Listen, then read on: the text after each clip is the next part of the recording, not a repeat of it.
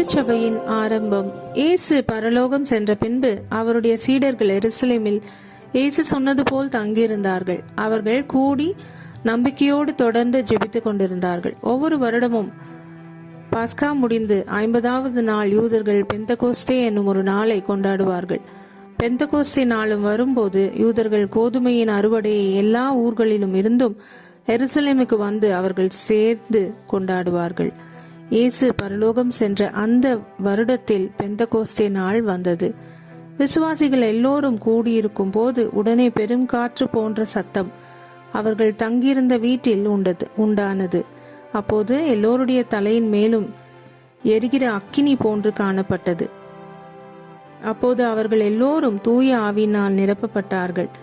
பின்பு வெவ்வேறு மொழிகளில் அவர்கள் பேசினார்கள். எருசலேமில் இருந்த மக்கள் அந்த சத்தத்தை கேட்டு என்ன நடக்கிறது என்று பார்க்கும்படி கூடி வந்தார்கள். அவர்கள் கடவுள் செய்த அற்புதங்களை பேசிக் கொண்டிருந்தார்கள். அங்கே வந்தவர்களின் தாய்மொழியை அவர்கள் பேசுவதை கேட்டு எல்லோரும் மிகவும் ஆச்சரியப்பட்டார்கள். பேதுரு எழுந்து நின்று மக்கள் கூட்டத்திற்கு பேச ஆரம்பித்தார். இயேசு பல அற்புதங்களை இறை வல்லமையினால் செய்தார். அதை நீங்கள் அறிந்தும் இயேசுவை சிலுவையில் அறைந்தீர்கள். இயேசு மரித்தார், ஆனால் கடவுள் அவரை உயிரோடு எழுப்பினார். அதற்கு நாங்கள் சாட்சிகளாயிருக்கிறோம். தந்தையாகிய கடவுள் இயேசுவை அவருடைய வலது பக்கத்தில் உட்காரும்படி செய்து அவரை மகிமைப்படுத்தினார். மேலும் இயேசு சொன்னபடியே தூய ஆவியானவரை எங்களுக்குள் அனுப்பினார். நீங்கள் இப்போது பார்க்கிற யாவையும் தூய ஆவியானவரே செய்கிறார்.